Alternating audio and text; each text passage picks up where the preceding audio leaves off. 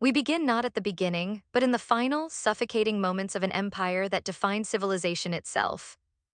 It is the year 189 AD, and the air over the capital city of Luoyang tastes of ash and paranoia. The stench of political decay is overwhelming. For 4 centuries, the Han Dynasty had been the bedrock of order, the very definition of the Middle Kingdom. Now it is a ruin collapsing from the inside. Imagine the palace complex, vast and ornate, a labyrinth of political ambition. Deep within, the young Emperor Shao sits trembling. He is a boy, utterly powerless, a puppet whose strings are cut, dangling above a pit of hungry hyenas. Just weeks ago, the city witnessed a bloodbath. The chief of the Imperial Guard, a man named Jin, had been lured into the palace by the powerful eunuch faction and brutally murdered. His allies retaliated with a frenzy, slaughtering thousands of eunuchs in the inner palace, spilling rivers of blood onto the sacred marble floors. This was not governance, this was primal vengeance. And now the consequences have arrived. A towering figure looms over the scene, a man named Dong Zhuo. He is a general from the western frontier, brutal and opportunistic, summoned to quell the chaos, but instead of saving the emperor, he seized him. Dong Zhuo marched his rugged frontier armies into the devastated capital, declaring martial law and effectively holding the entire empire hostage. The young Emperor Shao and his brother, the future Emperor Xian, are dragged out into the chaos. As Luoyang burns, Dong Zhuo's soldiers loot the city, ripping apart the very fabric of Han law and order. The mandate of heaven, that sacred principle granting legitimacy, has not just been lost. It has been physically snatched away by a man with a private army and no political conscience. This is the central trauma of Chinese history, the fall of the Han. For generations, the Chinese people called themselves the Sons of Han. Their identity, their institutions, their writing system, their worldview, all were defined by this single monolithic empire. Its collapse was not merely a change of government, it was the shattering of their universe. It ushered in 400 years of chaos, fragmentation, civil war, and invasion. An era defined by the rise of charismatic warlords, the philosophical flight from reality, and the merging of cultures that would define the modern world. How did the world's most powerful and sophisticated empire, the equal of Rome, fall into such an abyss? And crucially, how did civilization endure? How do you rebuild an idea, the idea of unified China, after it has been fractured into a million pieces, ruled by warring generals, invaded by nomadic tribes, and utterly consumed by internal strife? This is the story of the Three Kingdoms, the age of creative division, and the ultimate restoration under the short-lived but pivotal Sui Dynasty. We are charting 600 years of relentless, transformative history, an era where the fate of millions hinged on the tactical genius of one man, the ambition of another, and the unwavering belief that unity must prevail no matter the cost. The seeds of this catastrophe were sown long before Dong Zhuo's horses trampled the capital streets. The Han Dynasty suffered from a fatal institutional design flaw, a perpetual intergenerational rivalry that ate away at the heart of the state. On one side stood the empress's relatives, the great aristocratic clans who gained power through marriage alliances with the imperial family. They were the landed gentry, the educated scholar officials, the upholders of Confucian tradition. On the other side were the eunuchs, trusted servants of the inner palace, men who often started as slaves but rose to command staggering personal wealth and influence because they controlled the emperor's person and access to him. When an emperor was weak or a child, which happened frequently, these two factions fought a silent, deadly war for control of the regency, issuing contradictory decrees and purging their rivals in waves of violence. This conflict meant the central government was perpetually paralyzed, utterly unable to address the massive structural problems festering outside the palace walls. And those problems were immense. The first and most critical issue was land concentration. The great aristocratic families had been quietly, ruthlessly consolidating land for decades. They created vast, self-sufficient estates, often tax-exempt, populated by thousands of dependent peasants who became tenants or virtual serfs. The central government's tax base, which relied on free smallholding farmers, shriveled up. The imperial treasury starved, the army could not be paid. Infrastructure like vital flood control dikes and roads crumbled. The impoverished peasantry, meanwhile, reached a breaking point. They were landless, starving, and abandoned by a government more interested in palace infighting than public welfare. They desperately searched for spiritual salvation and material relief. Their prayers were answered tragically by a man named Zhang Ju. Zhang was the leader of the Way of Supreme Peace, an early form of millenarian Taoism. He preached that a new age was coming, the yellow heaven was about to replace the blue heaven of the Han Dynasty. He promised equality, healing, and salvation. In 184 AD, under the symbol of the yellow turban cloth wrapped around their heads, hundreds of thousands of desperate peasants rose up. This was the Yellow Turban Rebellion. It did not succeed in overthrowing the Han, but it achieved something far more destructive. It forced the central court to delegate military power. The imperial army was too weak and too slow to fight this vast, decentralized uprising. So the court authorized regional governors and local strongmen, men who would soon become warlords, to raise their own armies, fund them locally, and suppress the revolt in their provinces. This single political decision cut the throat of the central authority. Once those regional armies were raised, funded, and victorious, the warlords realized two things. They commanded far more loyalty than the distant emperor, and they were militarily superior to any force the capital could muster. The path from centralized empire to fractured states was now clear. The collapse was no longer a question of if, but when, and who would survive the wreckage. We are about to step into the dramatic world of the late 2nd century, an age of intense strategic genius, impossible moral choices, and bloodshed on a scale that defies imagination. We will follow the three titans who attempted to seize the fragmented mandate: the pragmatic statesman Cao Cao, the legitimate heir Liu Bei, and the southern naval master Sun Quan. Their conflict defined the rules of power for the next 400 years. This story reveals not only how an empire falls, but how, through centuries of chaotic division, a civilization can be fundamentally rebuilt, creating a new, stronger identity forged in the crucible of war. It shows us that sometimes the only way forward is through centuries of seemingly endless darkness. We will explore how the philosophical, administrative, and military lessons learned during the Three Kingdoms, the short-lived Jin Dynasty, and the prolonged North-South division became the necessary foundation for the Second Great Age of Chinese unification under the Sui. But first, we must understand the men who would shadow the Han legacy forever. The Han Dynasty, even in its dying days, was magnificent. The roads still stretched for thousands of miles, the bureaucratic machinery still theoretically covered vast territories, and the ideal of Tianxia, all under heaven, still resided in the collective imagination. Yet underneath this veneer of stability, the cracks were not just forming, they were splitting the earth. The Yellow Turban Rebellion was finally crushed by 189 AD, but the suppression was a Pyrrhic victory. The price was irreversible: the transfer of sovereign military power to the regional warlords. Men who a decade earlier were loyal governors were now the masters of their own domains, minting their own coins, raising their own taxes, and marching their armies where they pleased. The final insult came in 189 AD after the bloodbath in Luoyang. General Dong Zhuge, the brute from the frontier, controlled the capital and the puppet emperor, but his brutality was too much even for the self-interested elites.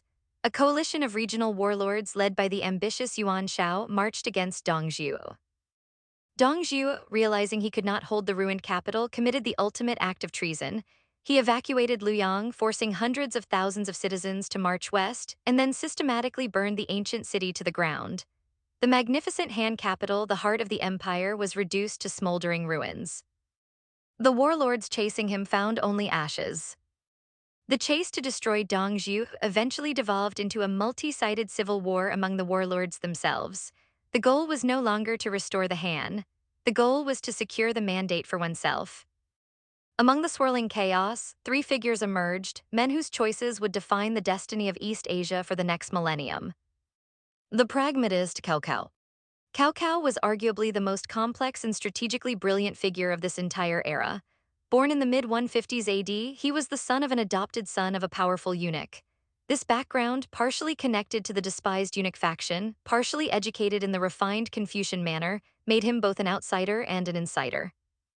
He was brilliant, calculating, and absolutely ruthless. His early life was defined by intellectual curiosity and an understanding of realpolitik. He saw through the hypocrisy of the aristocratic Confucian scholars who talked of virtue while hoarding land. Cao Cao understood that legitimacy in this new world would not come from lineage, but from competence and military strength. He entered the fray early, raising his own private army to fight the Yellow Turbans. While many warlords of the era prioritized pedigree, Cao Cao prized talent. His famous saying, "Seek talent above all else," became the cornerstone of his governance. He openly recruited men regardless of their background, provided they could serve the state effectively. His moral dilemma was simple. To truly restore order, he had to violate every established tradition of order. He protected the powerless Emperor Xian, setting up his base in Su province. By doing so, he gained the vital strategic advantage of acting in the emperor's name. His armies moved not as a rebel force, but as the imperial army fighting traitors like Yuan Shao. This fiction gave his raw power the necessary Confucian veneer. But Cao Cao knew he was a dictator operating behind a mask. He controlled the emperor, he controlled the court. His every action was calculated to consolidate power, often sacrificing mercy for efficiency. He famously proclaimed that he would rather betray the world than let the world betray him. His great fear was internal failure, that his carefully constructed military administrative state would collapse due to incompetence or sentimental weakness. Cao Cao's brilliance lay in his administrative overhaul of the North China Plain, the territory he controlled. The constant warfare had displaced millions of peasants, leaving vast tracts of fertile land untended. Cao Cao used this crisis as an opportunity. He instituted the Tunshan system, or military agricultural colonies. Displaced peasants and surrendered soldiers were settled on state land, required to farm it, and paid their taxes directly in grain to the state. This system bypassed the tax-dodging aristocracy entirely, secured a massive, reliable food supply for his army, and fundamentally stabilized the north. It was a pragmatic, legalist solution to a Confucian problem. Cao Cao's campaigns against his northern rivals were swift and decisive. He crushed Yuan Shao at the Battle of Guandu, consolidating his control over the entire Yellow River Valley. By 207 AD, he commanded the resources and manpower of two-thirds of the former Han Empire. He was ready to finish the job. The idealist Liu Bei. Liu Bei represented the antithesis of Cao Cao. He claimed distant, though credible, lineage to the Han imperial family. Where Cao Cao was a pragmatist tainted by the eunuch connection, Liu Bei was the idealized, charismatic hero, a man who, according to legend, started as a sandal seller yet possessed an irresistible charisma and a devotion to the ideals of Han restoration. Liu Bei's journey was one of constant struggle and near defeat. He spent years bouncing from one warlord to another, constantly betrayed or defeated, never securing a stable territory. His greatest strength was his ability to inspire intense loyalty among men like the heroic General Guan Yu and the steadfast Zhang Fei. His reputation for benevolence and loyalty attracted scholar officials, disillusioned by the corruption of the late Han and the brutality of Cao Cao. His central desire was not merely power, but the restoration of the mandate of heaven. He believed the Han system, flawed as it was, represented the only path to true peace. His biggest problem was his lack of a stable foundation. He had charisma and legitimacy, but lacked the resources, population, and territorial control that Cao Cao possessed. His fortune changed dramatically with the recruitment of the legendary strategist Zhuge Liang. Zhuge Liang, a brilliant polymath and Taoist scholar, saw in Liu Bei the last hope for the old order. Zhuge Liang's long-term plan, the Longzhong plan, was audacious. To secure the geographically isolated Sichuan Basin Yi province as a base, then ally with the south, and finally launch a dual attack on Cao Cao's northern heartland to restore the Han. For Liu Bei, the dilemma was one of means versus ends. He possessed the moral high ground, but survival required tactical alliances, strategic maneuvering, and sometimes necessary compromises that stained his purity. He needed a base, and by 215 AD, thanks to Zhuge Liang's guidance and his own diplomatic skill, he secured the defensible Sichuan Basin. The resilient regionalist Sun Quan. Sun Quan inherited his power, unlike Cao Cao and Liu Bei who had to seize it. His father Sun Jian and his elder brother Sun Si had ruthlessly carved out a rich domain along the lower Yangtze River, the Jiangnan region. When Sun Quan took over in his teens, he faced the daunting task of securing this newly conquered territory against powerful local magnates and the constant threat from the north. Sun Quan was a master of diplomacy and regional consolidation. He understood the unique identity of the South, a region traditionally considered less civilized than the northern heartland, but which was rapidly developing immense economic power through rice cultivation and maritime trade. His administration focused on stability, naval strength, and shrewd alliances. He successfully recruited and integrated the southern gentry into his administration, ensuring local stability in exchange for their support. His greatest fear was the sheer military mass of the north under Cao Cao. His goal was simple: secure the south, formalize regional autonomy, and ensure the Yangtze remained an insurmountable defensive line. His moral choice was pragmatic: whether to perpetually ally with Liu Bei to fight Cao Cao, or to occasionally betray Liu Bei when it suited Wu's long-term security. The survival of his territory always trumped the abstract ideal of Han restoration. He prioritized the stability and prosperity of the southeast above all abstract ideological claims. His focus on naval power, the lifeblood of the Yangtze, made his realm impervious to northern cavalry attacks.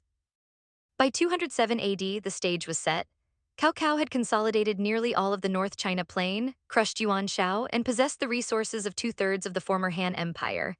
He marched south with a massive army, intent on crushing Sun Quan and Liu Bei in a single, decisive campaign and reunifying the empire under his de facto control. Everything still looked stable on the surface in the north. Cao Cao's administrative genius stabilized the population under the Tuntian system, military agricultural colonies that ensured food supply and tax collection, independent of the recalcitrant aristocracy. But the small cracks were everywhere, waiting for a single shock to split the world apart. That shock was delivered at the most famous river battle in Chinese history. The fate of China hung over the Yangtze River, where the wind was sharp and the water ran cold and fast. This was the moment where the ideal of restoration met the cold reality of northern ambition. This was the eve of Red Cliffs. Had Cao Cao succeeded here, the Three Kingdoms period would have lasted perhaps only 5 years. The world would have been unified centuries earlier. But fate and a brilliant southern strategist named Zhou Yu had other plans. The failure to unify would plunge China into 4 centuries of sustained creative chaos, rewriting the political, social, and ethnic map forever. The forces of Wei numbered well over 200,000 men, possibly far more. Cao Cao's navy, though mostly composed of captured or hastily conscripted ships, stretched across the water. The allied forces of Sun Quan and Liu Bei mustered perhaps 50,000 men, far fewer ships, and none of Cao Cao's political certainty. The Allies knew they could not win through attrition or a prolonged defensive war. They needed a miracle, they needed fire. The Northern Army was accustomed to fighting on horseback on the plains, not naval warfare on a wide, moving river. Furthermore, many of Cao Cao's soldiers and sailors were northern men, prone to seasickness and unfamiliar with the fierce southern waters. To counter the motion and reduce the seasickness, Cao Cao made a strategic error. He chained his ships together, linking them deck to deck in long, floating bridges. This created a massive, contiguous target. The weather was key. The prevailing wind in winter blows from the northwest. Any fire attack launched against Cao Cao would only blow the flames back onto the Allied fleet. Zhuge Liang and Zhou Yu, the southern strategists, knew that the weather could shift, and they waited. The wind shifted suddenly to the southeast. The decisive moment arrived.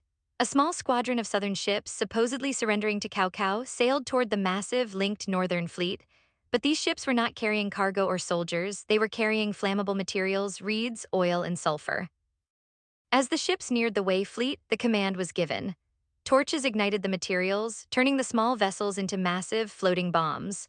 The strong southeast wind caught the inferno and propelled the fire directly into Cao Cao's chained, immobilized warships. The resulting conflagration was apocalyptic. The fire swept through the chained ships and across the Yangtze, incinerating Cao Cao's entire fleet. Tens of thousands of men were killed by flames, drowned in the dark river, or cut down in the chaotic retreat. Cao Cao, witnessing the destruction of his lifelong dream, fled north in shock and humiliation, narrowly escaping with his life and a fraction of his army. The Battle of Red Cliffs, 208 AD, was not just a military victory. It was the birth certificate of the Three Kingdoms. It guaranteed that the empire would remain permanently divided, allowing Liu Bei to consolidate his position in Sichuan and Sun Quan to solidify his independent rule in the south. The geopolitical map was now fixed, 3 powers locked in a brutal, necessary stalemate. The age of warlord chaos was over. The age of structured, sophisticated state rivalry had begun.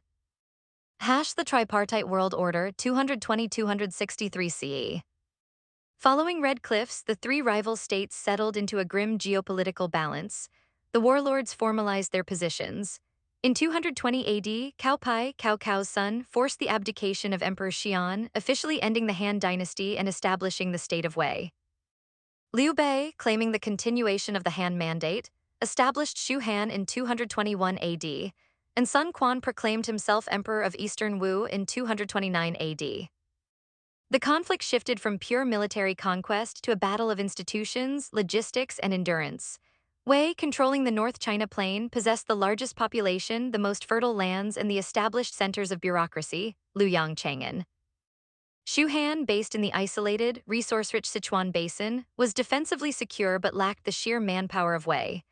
Wu, dominating the Yangtze, relied on its naval strength and the rapidly growing economic potential of the south. Zhuge Liang's burden. The true heart of the struggle lay not on the battlefield, but in the administration of the weakest state, Shu Han. Liu Bei died tragically early in 223 AD, leaving his son, Liu Shan, a weak ruler and the entire fate of the state to the capable hands of the chancellor Zhuge Liang. Zhuge Liang inherited the impossible mission to complete the Longzhong plan and restore the Han Dynasty by conquering the much larger Wei state. He understood that Shu Han was fighting not just a military enemy, but a race against time and logistics. Zhuge Liang's entire administrative life became an ode to meticulous planning and self-sacrifice. He understood that military campaigns were won or lost based on grain supply. Wei could raise armies easily. Shu Han had to scrape together every bushel from the mountainous, isolated Sichuan region. He spent years reforming the tax and agricultural systems in Sichuan, meticulously cataloging resources and maximizing efficiency. His administration was famously just, fair, and incredibly demanding.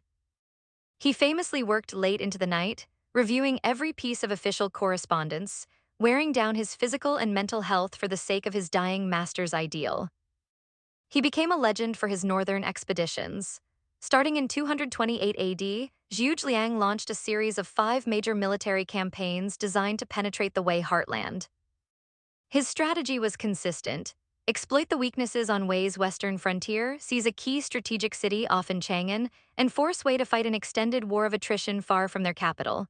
He sought to secure the Yangtze region, which offered the best logistical route into the Wei heartland. The odds were always stacked against him. Wei was not only wealthier, it was led by strategic minds like Cao Cao's successor generals and, crucially, the rising power of the Sima clan, led by the cunning general Sima Yi. The northern expeditions became a Sisyphean struggle. Zhuge Liang would lead his disciplined army out of the mountains, often winning tactical victories, but logistics always failed him. The supply lines, stretching hundreds of miles across rugged terrain, were constantly broken or threatened by Wei countermeasures. The Wei strategy, dictated by Sima Yi, was simple and devastating. Avoid direct conflict, hold key fortifications, and wait for Shu Han's supply line to break. Zhuge Liang innovated desperately to counter this. He designed the wooden ox and the flowing horse, sophisticated wheelbarrow-like devices intended to speed up the movement of supplies over difficult terrain. He also cultivated grain during long campaigns, attempting to secure local provisions and reduce the strain on the supply chain. The classic standoff occurred at the Luoyang Plains in 234 AD. Zhuge Liang had successfully entrenched his forces and established temporary agricultural colonies to secure local provisions, a brilliant logistical innovation designed to counter Sima Yi's strategy. But Sima Yi refused to engage in a decisive battle. He simply waited, knowing that time, disease, and distance were on Wei's side. The tension was palpable. Zhuge Liang, desperate for a confrontation, sent Sima Yi a woman's dress, implying that Sima Yi was a coward unfit to lead men. Sima Yi simply accepted the gift and used the opportunity to ask the envoys about Zhuge Liang's daily schedule. The envoys reported that Zhuge Liang worked tirelessly, reviewing all documents and eating very little. Sima Yi knew then that his opponent was pushing himself past the breaking point. In the autumn of 234 AD, Zhuge Liang died on the Luoyang Plains, exhausted, having failed to achieve his ultimate goal. His death was the death knell for the Han restoration. Shu Han would limp on for another 3 decades, relying on the administrative framework he had established, but the central ambition was extinguished. If Zhuge Liang had successfully secured a stable forward base during his first or second expedition, bypassing Sima Yi's containment strategy, the political landscape might have shifted dramatically. A successful invasion of the Wei heartland could have triggered internal revolts among the still unsettled aristocratic clans in the north, perhaps leading to a negotiated peace and a permanent Shu Han presence in the west. But his logistical constraints were simply too immense to overcome. The quiet coup in Wei. Meanwhile, in the seemingly dominant state of Wei, internal decay was setting in. mirroring the collapse of the Han a generation earlier.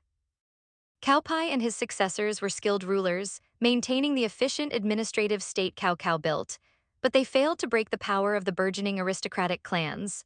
Cao Pai, in an effort to integrate these powerful regional families into the central government, implemented the nine-rank system, Jiu Pinjai. This system was intended to assign officials to 9 ranks based on their talent and virtue, assessed by an impartial local controller. In reality, the local controllers were easily manipulated or were themselves part of the great clans. The 9-rank system quickly devolved into a formal mechanism for the aristocracy to guarantee high office for their sons, regardless of merit. Power became hereditary again, eroding the meritocratic ideals Cao Cao had championed and creating a new political elite known as the Shizu Great Clans. The true threat to the Wei emperors came not from Shu or Wu, but from their own court. The Sima clan, led by Sima Yi, had been the backbone of Wei's military defense for decades. They commanded immense loyalty and controlled vast military resources. They used the 9-rank system expertly to elevate their own allies and undercut the Cao imperial family. After Sima Yi successfully countered Zhuge Liang, his power grew unchecked. The emperors of Wei, weakened by internal aristocratic wrangling, began to fear the Sima clan's influence. In 249 AD, Sima Yi staged a brilliant, swift, and bloodless coup, known as the incident at Gayaping Tombs. While the ruling Cao clan was away at a religious ceremony, Sima Yi seized control of the capital, arrested all rivals, and placed the emperor under house arrest. This marked the beginning of the end for Wei. The Sima clan ruled Wei as a military dictatorship for the next 16 years, repeating Cao Cao's pattern but without the pretense of serving the previous dynasty. The first domino of reunification fell in 263 AD. The now Sima-controlled Wei army launched a massive campaign against the aging, leaderless Shu Han state. The campaign was led by 2 talented generals, Zhang Hui and Deng Ai. Deng Ai, in a shocking maneuver, led a small force through impassable mountains and appeared suddenly outside Chengdu, the capital of Shu Han. Liu Shan, the weak successor to Liu Bei, surrendered without a fight. Zhuge Liang's dream was extinguished. The stability provided by his administration meant Shu Han had endured for 43 years, a remarkable feat, but ultimately the resource disparity proved insurmountable. The momentary unity and the catastrophe of Jin, 265–316 CE. In 265 AD, Sima Yan, Sima Yi's grandson, forced the last Wei emperor to abdicate and formally establish the Western Jin Dynasty. He became Emperor Wu of Jin. 15 years later, in 280 AD, Jin forces conquered the final rival state, Eastern Wu, which had been unable to match the superior administrative and military machine inherited from Cao Wei. For the first time in 90 years, China was unified. The nightmare of the 3 kingdoms was supposedly over. Sima Yan, Emperor Wu of Jin, should have been a hero, but the Jin dynasty was built on the same fatal flaw that doomed the later Han, the unchecked power of the aristocracy. The Sima clan had ascended using the wealth and influence of the great clans, and now they had to reward them. The wealth concentration that plagued the Han returned with a vengeance, with the imperial family and their allies hoarding land, resources, and influence. The Sima clan attempted to counter the threat of overly powerful internal court ministers by distributing massive fiefdoms and military commands to the Jin imperial princes. The idea was that the ruling family would protect the dynasty from external usurpers. Instead, it guaranteed a future civil war fought by men with royal blood and private armies. The unity of Jin was fragile, and the peace was illusory. Emperor Wu spent his reign in debauchery, ignoring the vital necessity of fiscal and military reform. He failed to break the power of the great aristocratic clans who now controlled the state through the 9-rank system. The state bureaucracy, filled by hereditary appointees, became sclerotic and ineffective. When Emperor Wu died, the predictable disaster struck, the War of the 8 Princes, 291–306 AD. This was a brutal 15-year internal conflict fought entirely within the Sima ruling family and their loyalist generals. Princes and dukes fought over succession, territory, and influence.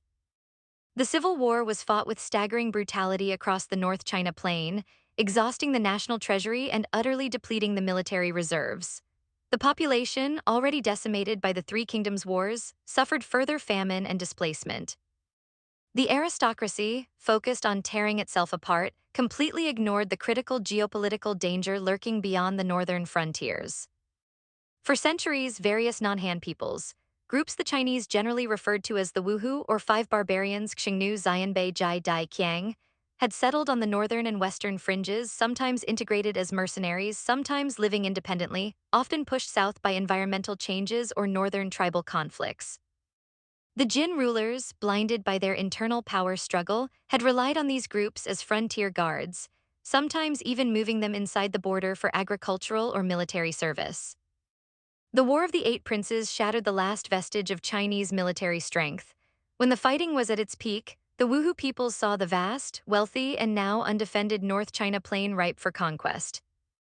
The result was the Yangtze disaster.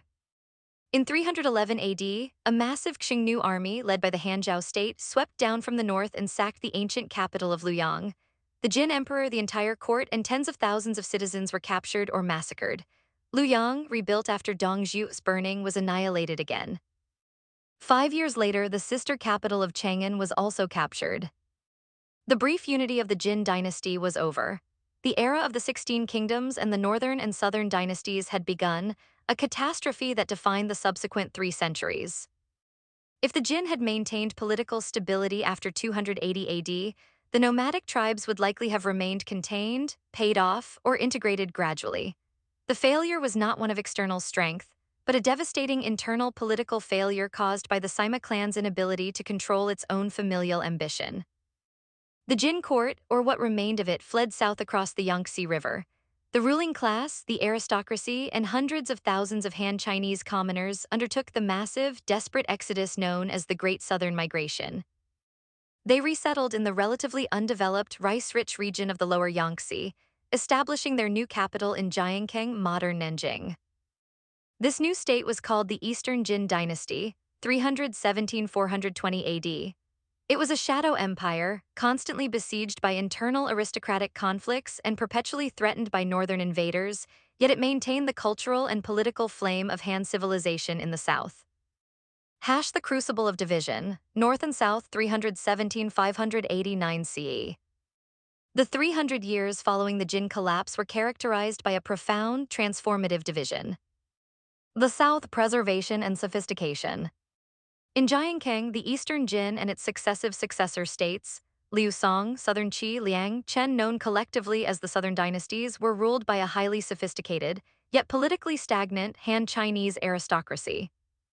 They viewed themselves as the guardians of civilization, holding onto the traditions, the libraries, and the rituals of the defunct Han Empire. They were masters of art, poetry, calligraphy, and philosophical debate, often engaging in Qingtan, pure conversation debates centered on metaphysics and Neo-Taoist thought Xuanxu. This intellectual refinement often served as an escape from the brutal political realities of the age. But their reliance on aristocratic lineage, the nine-rank system was still the law, meant they were brittle. The constant infighting among the great clans and generals often led to bloody coups, meaning few southern dynasties lasted more than 50 years. They possessed the culture, but lacked the necessary military and administrative vigor to ever truly challenge the North. Paradoxically, the Great Southern Migration accelerated the South's economic growth.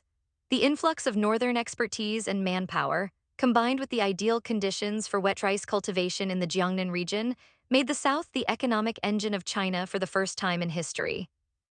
The aristocracy may have fought amongst themselves, but the land was fertile and the trade routes were protected by the Yangtze. The North, fusion and transformation. The North China Plain, the traditional heartland, was a zone of intense, violent ethnic and military competition. This was the era of the 16 kingdoms, where rival states rose and fell with terrifying speed, often led by groups like the Xingnu or the Dai. The constant conflict and the need to govern a large, settled Han Chinese population forced the nomadic rulers to evolve. Survival depended not only on the strength of their cavalry, but on adopting the superior administrative technology of the conquered Han people. These nomadic rulers quickly realized that effective governance required Han scholars, Han laws, and Han methods of taxation. The most successful of these states was the Northern Wei Dynasty, 386–534 AD, founded by the Chuoba clan of the Xianbei people. They succeeded in unifying the entire north in 439 AD. The Northern Wei recognized that military strength alone could not sustain an empire. They initiated the most profound cultural and institutional transformation of the age, Sinicization, Han. This process reached its peak under Emperor Zhou, reigned 471–499 AD. He decreed that the Xianbei elite must adopt Chinese surnames, wear Han clothing, speak the Chinese language, and encourage intermarriage with Han officials. He moved the capital from Pingcheng, the Xianbei homeland, to the ancient Han capital of Luoyang, symbolizing the complete absorption of Chinese tradition. He sought to transform his nomadic military force into a proper Chinese bureaucracy. This Sinicization was not universally popular. It caused massive internal division within the Xianbei elite, a split between the traditionalists who clung to their nomadic roots and those who fully embraced Han culture. This tension ultimately led to the Northern Wei fracturing into the Eastern Wei and Western Wei in the 530s AD, which further split into the Northern Qi and Northern Zhou, 557–581 AD. However, the institutional legacy of the Northern Wei was indelible. They pioneered critical agrarian and military reforms essential for future reunification. By tying land tenure directly to population registration and tax collection, this system rebuilt the central government's tax base, addressing the fatal structural problem that had destroyed the Han. It was the North, under barbarian rule, that found the solution to the Han's land concentration crisis. The Fubing militia system, a decentralized, self-sufficient military system where farmers served as soldiers during off-season, ensuring a large, well-trained fighting force without the massive standing army costs that plagued the Han. This system created a resilient military base that could mobilize quickly and cheaply.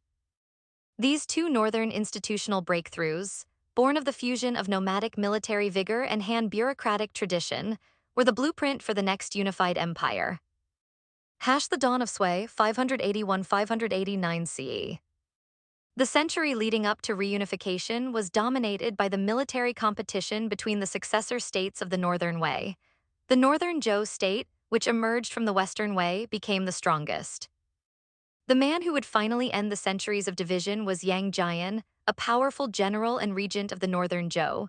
He came from a high aristocratic background, married into the Imperial family, and carried the Xianbei military tradition alongside his Han heritage.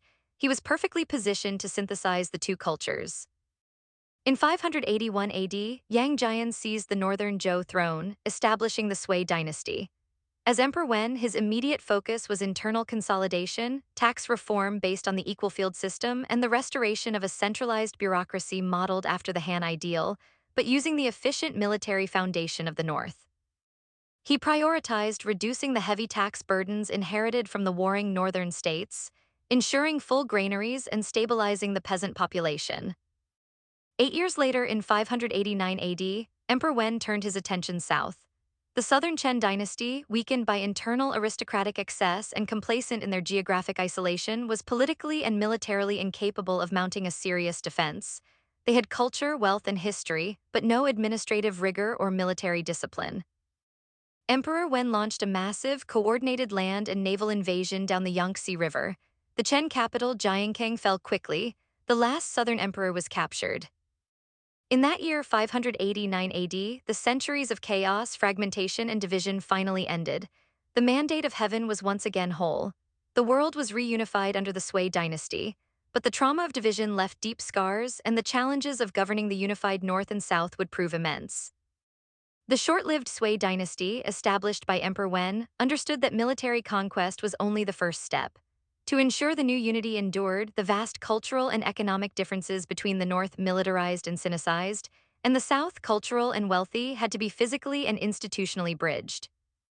This task fell to Emperor Wen's ambitious and deeply flawed successor, the visionary and the destroyer, Emperor Yang. Emperor Yang Guang, the second emperor of the Sui, was a man of staggering ambition. He possessed a vision for an empire greater than the Han, but lacked the prudence and patience of his father. He immediately understood the logistical problem of the unified empire. The political and military centers, Chang'an and Luoyang, were in the north, built upon the militarized populations of the former northern dynasties. But the economic heart, the source of grain and wealth, was now undeniably the south, Jiangnan. To effectively govern and tax this unified realm, the two regions needed an unshakable connection. Emperor Yang's solution was monumental: the Grand Canal. He initiated massive construction projects that connected existing waterways and dug new canals, linking the Yellow River and the Yangtze River in an unprecedented logistical feat.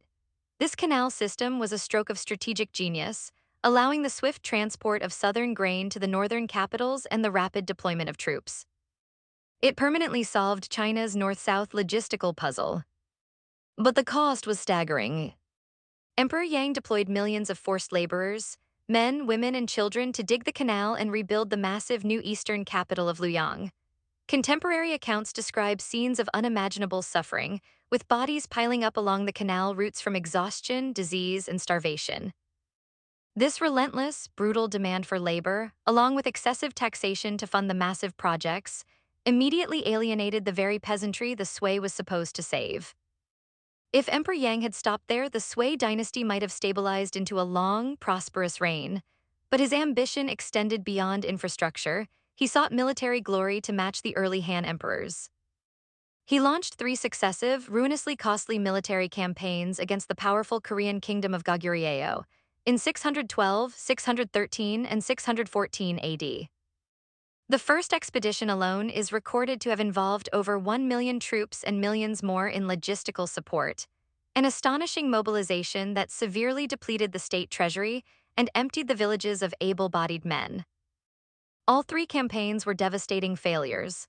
The Goguryeo defenses held, and the Sui armies were decimated by disease, starvation, and strategic defeats. The combination of the forced labor for the Grand Canal and the catastrophic losses in the Goguryeo Wars broke the back of the Sui dynasty. The resentment that had been building over the past decade erupted into massive, decentralized peasant rebellions, eerily mirroring the Yellow Turban Rebellion that had shattered the Han Empire 4 centuries earlier. The political structure, so recently and forcefully unified, dissolved rapidly. Emperor Yang, oblivious to the internal collapse, retreated to his luxurious southern palace in Yangtze. In 618 AD, just 37 years after its founding, the great unifying Sui dynasty ended. Emperor Yang was assassinated by his own general and cousin, Yuan Huaji. The empire fractured into numerous contending warlord states once again. However, unlike the collapse of the Han, this fragmentation was short-lived. The Sui had failed politically, but it had succeeded institutionally and structurally. The Grand Canal, though built with blood and suffering, remained intact. The reformed bureaucracy, the standardized legal code, and the fuming military system were now permanent parts of the Chinese state structure. The foundations were so solid that another warlord, a relative of the Sui royal house and a successful general named Li Yuan, quickly seized power and established the Tang dynasty in 618 AD. The Tang inherited the Sui blueprint for centralized, unified governance and used it to usher in China's Great Golden Age. The trauma of 4 centuries of division had produced the necessary administrative tools for eternal unity. The failure of the Han led to the chaotic genius of the 3 kingdoms, which led to the cultural fusion of the Northern Dynasties, which finally produced the institutional architecture perfected by the Sui and inherited by the Tang. The 400 years spanning the fall of the Han to the rise of the Sui constitutes one of the most turbulent and transformative periods in global history. Its impact reverberated across politics, society, economy, and culture, leaving a permanent imprint on the world we inhabit today. The immediate aftermath, the decade after Sui collapse. When the Sui dynasty imploded in 618 AD, the immediate effect was a rapid descent into familiar warlordism. But the chaos was structurally different this time. The collapse of the Han had taken 40 years to play out. The successor to the Sui, the Tang dynasty, took only 10 years to consolidate power. Why the speed? The Sui had bequeathed 3 non-negotiable legacies that ensured the subsequent fragmentation was temporary. The Tang immediately inherited the ability to move grain and troops from the rich south to the northern capitals, solving the crucial political-economic disparity that had plagued the Jin Dynasty. The central bureaucracy. The Sui had aggressively pushed the imperial examination system, known as Keju, forward. Though still nascent, it provided the Tang with a mechanism to recruit loyal, merit-based officials who were answerable to the emperor, fundamentally weakening the entrenched hereditary power of the aristocratic clans who had sabotaged the Han and Jin. This was the critical institutional reform that finally began to solve the aristocracy problem. The fuming military system. the citizen militia defense system, inherited from the Northern dynasties and standardized by the Sui, provided the Tang with a ready source of highly motivated, land-owning soldiers who were not dependent on regional warlords. Thus, the Tang dynasty, established by Li Yuan or Emperor Gaozu, did not have to spend decades rebuilding the state from scratch. They simply had to take control of the sophisticated Sui machinery. The unified infrastructure and institutional framework ensured that the principle of unity, once restored, could quickly overcome the temporary chaos of warlord competition. The long-term legacy, the century of Tang stability. The impact of the 4 centuries of division manifested spectacularly in the Tang Golden Age, 618–907 AD. The unified empire was fundamentally different from the old Han state. Political and military transformation. The Tang was the product of Hu-Han fusion. The ruling Li family itself had strong ties to the nomadic Xianbei elite of the Northern dynasties, inheriting the military culture of the North. This heritage meant the Tang army was cosmopolitan, utilizing superior cavalry tactics and drawing soldiers from both Han and nomadic backgrounds.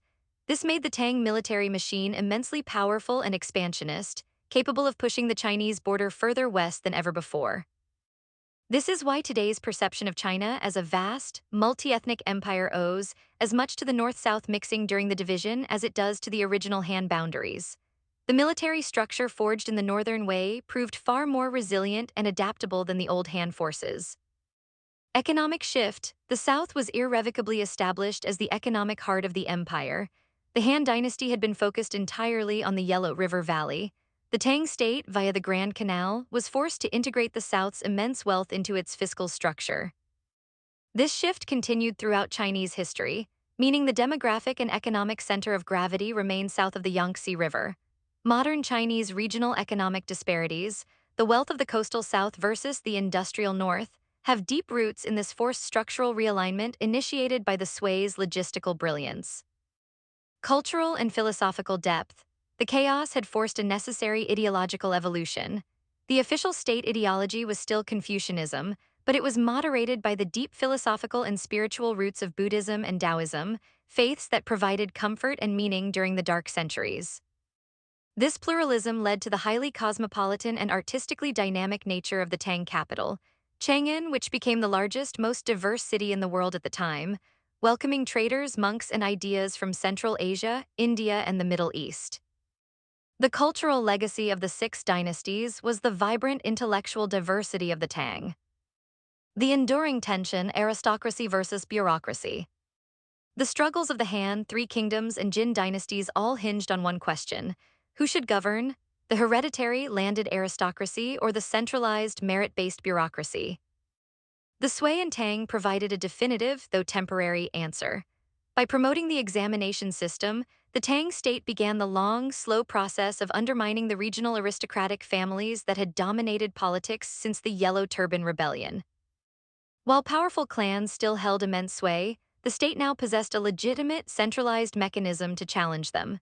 This push toward a true meritocracy, though incomplete, is perhaps the most profound institutional legacy of the entire period, setting the bureaucratic standard for the next 1,000 years of Chinese governance. Counterfactual, the lost unity of Jin. Imagine a world where the Western Jin dynasty had endured. If Emperor Wu of Jin had managed his succession properly, avoided the War of the Eight Princes, and effectively defended the northern frontier against the Wuhu incursions, China might have enjoyed stability from 280 AD onwards. In this counterfactual scenario, the Han aristocracy would likely have retained absolute control. The 9-rank system would have calcified, preventing the infusion of new talent and military vigor. The North would have remained culturally distinct from the South, and the economic development of the Yangtze region might have been stifled by conservative, northern-centric policies. Crucially, the equal field system and the necessary Sinicization process of the nomadic groups would likely never have happened. China would have been politically unified but institutionally fragile, perhaps collapsing again centuries later under the weight of an aristocracy resistant to reform. The long, bloody division, therefore, was a historical necessity that provided the crucible for cultural blending and institutional innovation, ultimately guaranteeing the strength of the subsequent empire. The division was painful, but it was required. It stripped away the political sclerosis of the late Han, merged the best military elements of the North with the administrative traditions of the Han, and produced a civilization robust enough to endure the next 1,000 years. The modern structures of East Asia, from political philosophy to trade routes, are direct descendants of this chaotic, transformative age. The Grand Canal, the examination system, and the very concept of a multi-ethnic Chinese state all are monuments to the centuries of conflict and synthesis between the fall of the Han and the rise of the Sui. The 6 centuries spanning the Han collapse to the Sui reunification offer profound lessons not just about imperial history, but about human nature, societal resilience, and the fatal relationship between wealth concentration and political stability. The pattern of institutional fatigue. The fall of the Han, much like the collapse of later dynasties, teaches us that massive, centralized administrative structures carry the seeds of their own destruction. The Han state was simply too expensive and too vast to maintain without a perfectly equitable and honest tax base. When the tax base was eroded by aristocratic land accumulation, the state turned to the one group it could still easily oppress: the peasantry. This fiscal insolvency created the moral and social vacuum that Yangtze filled with the millenarian promise of the yellow turbans. The ultimate lesson here is structural. No amount of military force can compensate for an unsustainable economic model. When the central government is starved of resources, it loses its ability to enforce law, maintain infrastructure, and critically, to feed its own people. Political collapse is often preceded by fiscal collapse. The resilience of the idea. Despite centuries of warfare, foreign occupation, and internal coups, the core ideal of Yitong, great unity, never died. It was preserved in the south by the Eastern Jin and its successors, clinging to Han ritual and texts. It was embraced in the north by the nomadic rulers of the Northern Wei, who understood that true legitimacy among the settled populace required adopting the language, culture, and governance of the Han. This drive for unity is unique in world history, especially when contrasted with the permanent political fragmentation of the post-Roman West. The trauma of the Three Kingdoms and the Wuhu invasions only intensified the collective psychological need for a single, unified imperial core. The Sui dynasty succeeded not just because it had good generals, but because it satisfied a deep, pervasive historical craving for order and centralization. The dialectic of chaos and creativity. This era demonstrates the historical principle that intense periods of suffering and chaos can be a crucible for necessary creativity. The centuries of division forced innovations that the stable, conservative Han Dynasty never could have achieved. In the north, the need to integrate nomadic military power with settled agricultural society forced the creation of the equal field system and the Fubing militia. These were radical, effective reforms designed to stabilize the military and the tax base simultaneously. They were conceived and implemented by men who had no sentimental attachment to the failed Han institutions. In the south, the political instability fostered a flourishing of Xuanxu and the institutionalization of Buddhism, shifting Chinese intellectual life away from pure political service toward metaphysical exploration and artistic refinement. The chaos of the division was the essential process through which China modernized its political tools and broadened its cultural identity. Lessons on character and power. We see in the figures of this era universal truths about ambition and morality. Cao Cao embodies the tragic tension between pragmatism and moral ideals. He was a brilliant administrator who stabilized the north, but only by violating the sanctity of the imperial institution. His genius was undeniable, but his lasting legacy is inseparable from the ruthless means he employed. He showed that effectiveness can trump legitimacy, at least in the short term. Zhuge Liang represents the ultimate example of loyal, self-sacrificing duty. His administrative brilliance, his meticulous focus on logistics and governance, is a testament to the power of organization against overwhelming force. Yet his failure highlights the limits of even the greatest strategic genius when faced with fundamental structural and resource deficiencies. He chose moral consistency over strategic flexibility. Emperor Yang of Sui stands as a timeless warning against imperial overreach. His vision, the Grand Canal, the unified infrastructure, was revolutionary and essential for the future. But his haste, his megalomania, and his unwillingness to share the massive burden through excessive taxation and forced labor directly caused the collapse of his own creation. He succeeded in building the future but failed entirely to govern the present. These stories force us to ask fundamental questions about the nature of historical progress. Was the brutality inherent in the Sui reunification worth the subsequent century of Tang peace?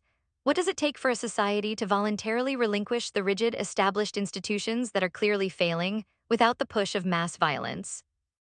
Open questions for reflection. Consider the recurring nature of these challenges. What checks and balances could the later Han have implemented to curb the unchecked power of the aristocratic clans, preventing the land concentration that led to the Yellow Turbans? Was Zhuge Liang's devotion to the restoration of the Han ideal a noble pursuit, or a strategic folly that prolonged the suffering of the population? Should he have sought a more pragmatic alliance that prioritized immediate peace over lineage? In the period of the Northern Dynasties, how did the nomadic rulers successfully convince the conquered Han population that they possessed the legitimate mandate of heaven, a concept entirely alien to their own steppe traditions? If the Sui dynasty had foregone the costly Goguryeo campaigns, could the dynasty have survived Emperor Yang's ambitious infrastructure projects, thus preventing the subsequent collapse and the rise of the Tang? What similarities do you see between the fiscal crises that broke the later Han and the challenges faced by modern states struggling with wealth inequality and infrastructure debt? The Age of Division reminds us that history is not a smooth, linear progression, but a violent, cyclical process where the seeds of the next golden age are often sown in the darkest years of fragmentation. We have navigated over 6 centuries of relentless change, from the suffocating splendor of the declining Han court through the strategic genius and brutal warfare of the Three Kingdoms, and across the cultural fault lines of the North and Southern dynasties. We watched as the greatest empire on Earth shattered, and then slowly, agonizingly put itself back together. What we learned is that the fall of the Han was not a sudden catastrophe, but the final result of centuries of institutional sclerosis and fiscal neglect. It proved that without a stable, equitable economic base, no political system, no matter how grand, can endure. The Yellow Turban Rebellion was the inevitable invoice for the centuries of aristocratic excess. The chaos that followed, the rise of Cao Cao and Liu Bei, the strategic brilliance of Zhuge Liang, the destruction of the Jin by the Wuhu, this was the necessary process. It was the historical fire that burned away the old, corrupt aristocratic structures, enabling the cultural fusion that would define the cosmopolitan future of East Asia. The nomadic rulers of the North unintentionally created the most administratively resilient centralized state yet seen. And finally, we saw the Sui dynasty, short-lived and built on the backs of millions of suffering laborers, achieve the ultimate goal: unity. The Grand Canal, the codified law, the reformed military.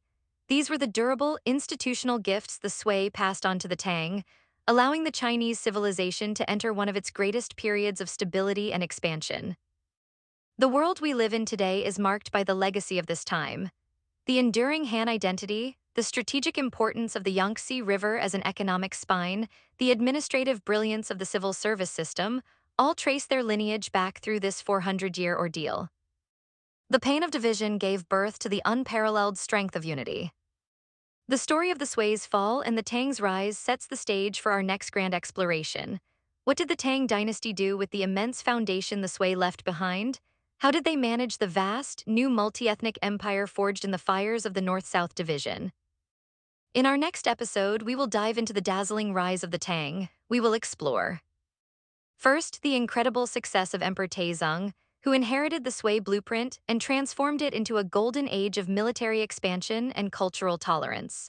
How did his leadership solidify the complex structure inherited from the Northern dynasties and cement the Han-Hu fusion? We will analyze the strategies he employed to manage the steppe peoples that constantly threatened the northern frontier, turning enemies into allies. Second, we will examine the rise of the only officially recognized female emperor in Chinese history, Empress Wu Zetian. How did this extraordinary figure seize power in the most Confucian of societies, and how did her reliance on Buddhism challenge the traditional political order established by the Tang founders, creating an era of radical change and political intrigue? And finally, we will explore the internal pressures that led to the Tang's own slow, painful decline and the emergence of the regional military governors, the Jidashi, who would, ironically, repeat the same pattern of decentralization and chaos that broke the Han centuries before. The lessons of the Sui, that centralization is fragile and overextension is fatal, would be tested again and again by the Tang. Thank you for joining us on this journey through the collapse of the Han and the long, hard path to reunification. Remember that the deepest foundations of civilization are often laid in the darkest of times, by the most ruthless and the most loyal of men. The mandate of heaven had been lost, but the idea of China, vast and unified, had become an administrative reality that would never again truly fade. The empire had shattered, but the civilization had survived, and that in itself is the greatest triumph of this age.